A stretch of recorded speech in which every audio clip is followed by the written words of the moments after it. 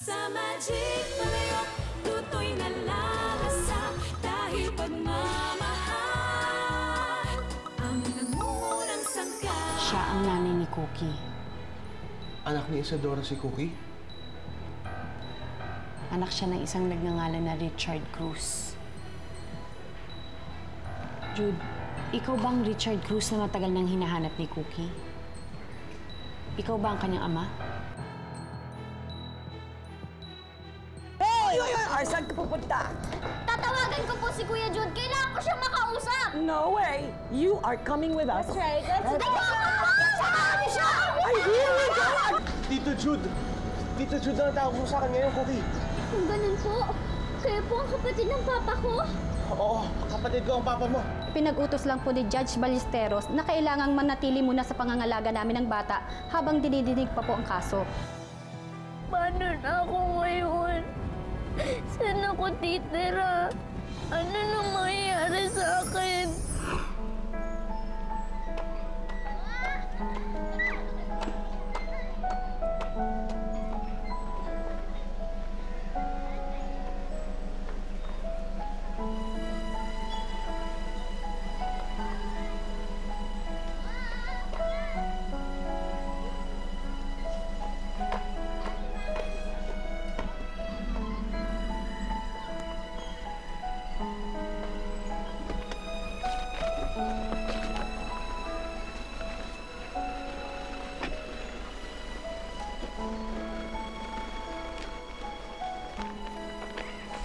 Cookie! Cookie! Tito Jude! Ito, para sa'yo. Cookies for my cookie. Thank you po, Tito Jude! Wala yan, no? So ano, kamusta ka naman dito? Yun po, hindi po masyadong okay. Kasi po yung ibang mga bata, hindi ko po sila masyadong kasundo.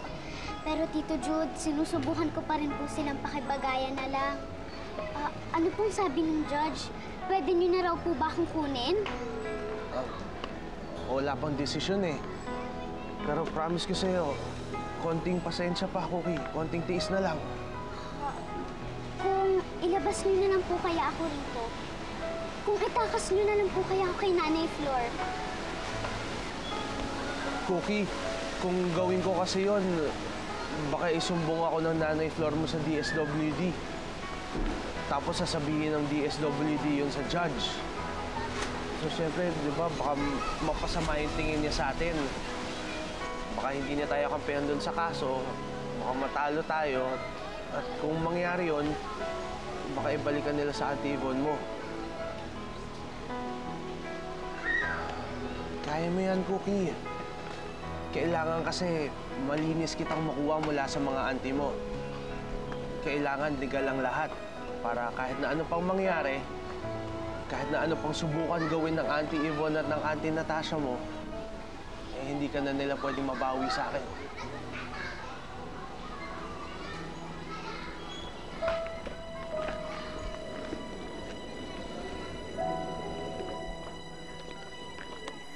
El Casanino yung pinagdalhan kay Cookie.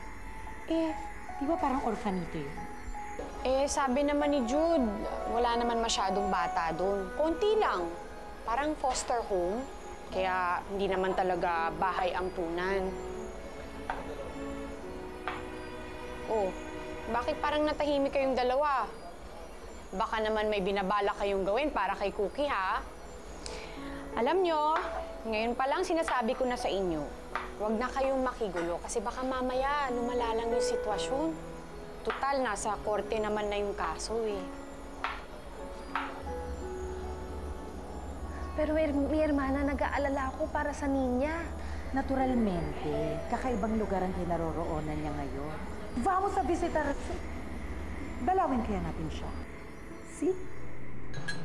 Judge Ballesteros has ordered the social workers to check on you and Yvonne Ledesma para ma-determine nila ang inyong kapasidad bilang mga guardian ni Cookie. Look, attorney, I think I'm more than capable of being my niece's legal guardian. What I'm worried about is kung gaano katagal siya magsistay doon sa foster home na yun. Well, it depends on how long the judge would deliberate the case. Pwede ho ba natin mapabilis yun? Alam mo, dapat walang mahanap na butas ang kabilang kampo sa'yo. That would speed things up. In fact, mas makakatulong kung makikita nila na ideal ang magiging tirahan ni Cookie sa puder mo. A real family to come home to. Ikaso mo, bachelor ka eh. Alam mo, kung may asawa ka lang sana. Asawa? Yes, asawa. Pasensya ka na sa inasal ng mga kasama mo kanina sa pagkainan, ha? Ganon talaga yung mga yon. Kapag nakakita ng pagkain, lalamon at lalamon agad. Pero nag-aagawan po sila. Yun na, nakagis na nila magmula nung maliit pa sila eh. Akala nila, pag hindi sila na mag-aagawan, maubusan sila. Pero ako po, ayoko po yung nakikipag-agawan. Sabi po kasi ng mama ko na huwag daw po tayo nakikipag-agawan ng pagkain, kaya po laruan ng isang bata. Dapat daw po marunong mag-share.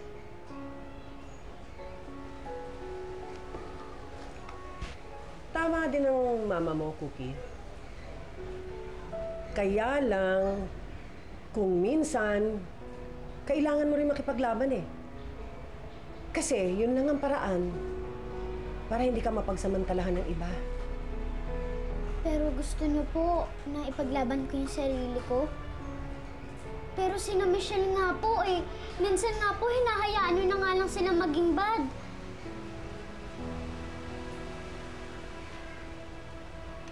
Kumain ka na. Kain.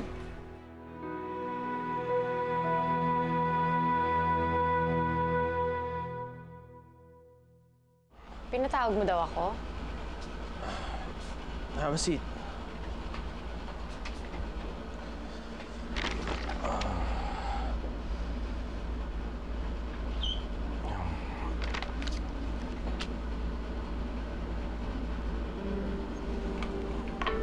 Ano to?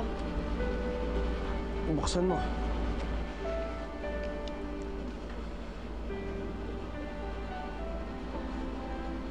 Sing-sing? Bakit mo binibigyan ng sing-sing?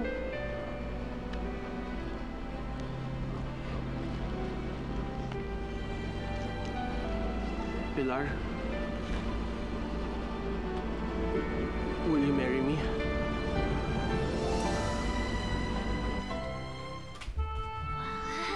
Cookies! Uy! Michelle, sa akin yan! Bakit mo kinukuha? O sige, bibigyan ko kayo. Share tayo, di ba? Michelle! Ano mo? Michelle, sa akin yan eh! Michelle! Michelle, ano ba? Hola, Niña Mala. Multa!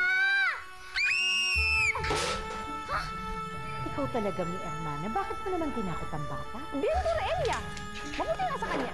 Eh, tama bang agawan tong si Cookie?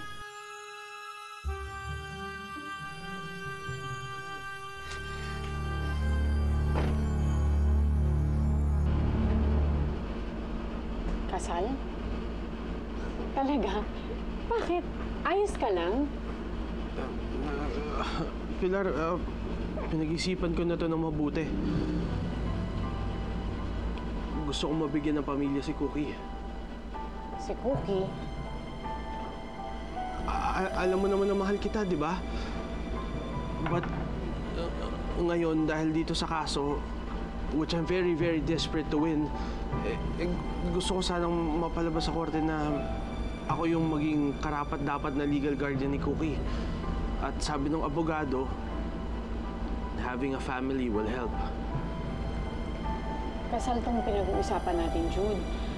Eh kung magsalita ka naman, parang nag-offer ka lang ng trabaho. Ikaw naman yung nagsabi na pagtuunan natin ng attention si Cookie, di ba? So ano, what's holding you back? Eh, hindi mo na ba ako mahal? That's not the point. Alam mo namang mahal kita eh. Pero napakalaking bagay sa akin ang kasal. Hindi yun basta pinapasok lang. Then think about it. Fast. Ayoko maghintay ng matagal si Cookie.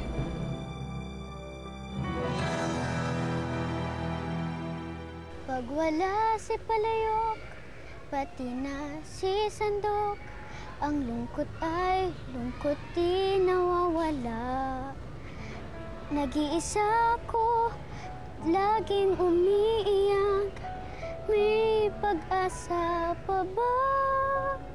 Nandito ng Palayok, Nandito ng Sandok, Cookie minamahal.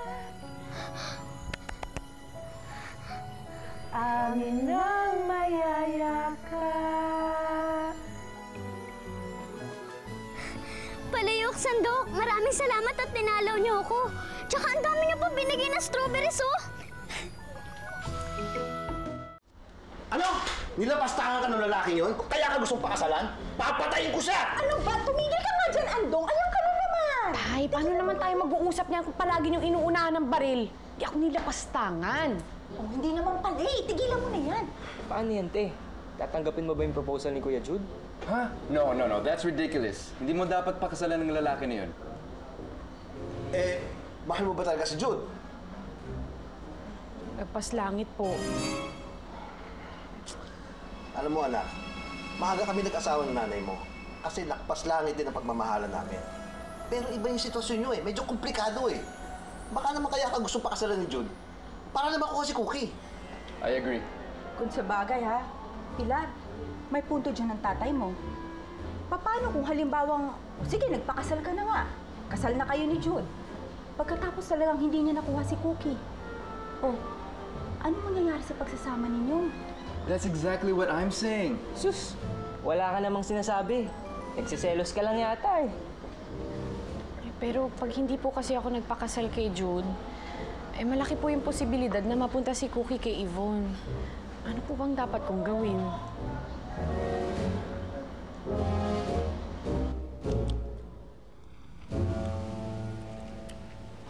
Ay, nako. Ang Michelle na yun, napakasutil. Ke barbaridad. Kay Auror, mahirap pala ang sitwasyon mo dito nang dahil sa batang yon. Opo nga, Palayok at saka Sandok. Tinitiis ko na lang po, nakikisama na lang ako. Pero minsan po, nakakainis na talaga. Anong maitutulong namin sa iyo, Chika? Eh, kung itakas ka kaya namin. Are you out of your mind, Jude? Alam mo naman, wala akong objection sa pagpapakasal ni Pilar. Pero kung gagawin mo lang ito para kay Cookie, Lo, I'm also doing this for Pilar. I don't see how or why can this be a problem. For starters, hindi mo pa naaayos ang problema ninyong mag-ina. Well, Lo, that's a whole different story. Pwede ba huwag na natin pag-usapan yun? What I'm saying is, marami ka pang kailangan ayusin sa buhay mo, sa sarili mo. Hindi ganito, napapasok ka na naman sa isang sitwasyon na hindi mo pinag-iisipang mabuti. I know this can work, Lolo. Believe me. O gusto niyo, magpustahan pa tayo ulit eh. Jude, hindi ito negosyo. Your motives must be pure.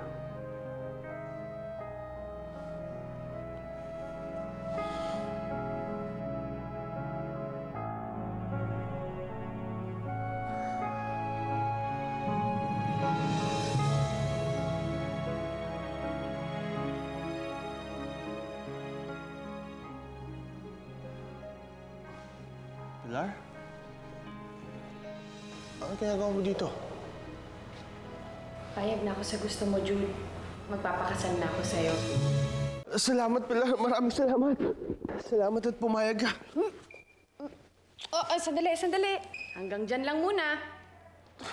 Bakit? Gusto ko lang maging malinaw na magpapakasal ako sa'yo para din kay Cookie. Kaya siguraduhin mo lang na magagamit ni Atty. Mariano tong sitwasyon na papasukin natin, ha? At kakampihan ka ni Judge Ballesteros para mabilis natin makuha si Cookie doon sa foster home na yun. Fine. Pirmahan mo na rin to. Ano to, kontrata? Sinasabi lang naman sa kontratang yan, natitira tayo sa iisang bubong, pero hiwalay tayo ng tulugan at hindi mo ako pwedeng galawin. May ganito pa talaga, ha? Eh, gusto mong tulungan natin si Cookie, di ba? Ginagawa natin to para sa kanya. O, edi lubos-lubusin na natin na ihiwalay yung mga personal na interes natin para sa kapakanan ng bata. Paano kung hindi ko pirmahan to? Ayaw mo? Matitiis mo si Cookie. Eh, ako.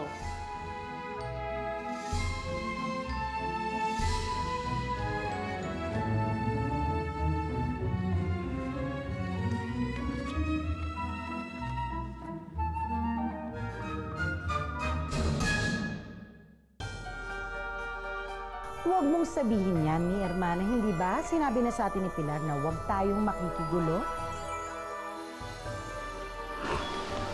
Cookie, kung gawin ko kasi yon, baka isumbong ako ng nanay Flor mo sa DSWD. Tapos sasabihin ng DSWD yun sa judge. So, siyempre, di ba, baka mapasama yung tingin niya sa atin. Baka hindi niya tayo kampihan doon sa kaso. Baka matalo tayo. At kung mangyari yun, baka ibalikan nila sa Auntie Yvonne mo. Tama po si Palayok, Sandok. Tsaka sabi rin naman po ni Tito Jude na maghintay na lang po ako dito kaysa makasama pa dun sa judge kapag tatakas ako. Oh, boy, na masunuring bata. What? You accepted his proposal? Ano namang nakapagtataka doon? Eh, boyfriend ko naman yung tao. Pilar, you're doing it for all the wrong reasons. Paano naging mali yung dahilan? Eh, pareho lang naman namin gustong tulungan si Cookie. Okay, I'm just worried for you, ah. It's too sudden. Paano kung malaman mo later on na nagkamali ka?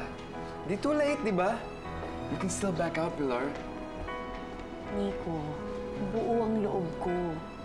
Si Cookie man yung prioridad namin ni Jude sa pagpapakasal, pero alam kong sapat na dahilan na yung pagmamahalan namin para magtagal yung relasyon namin.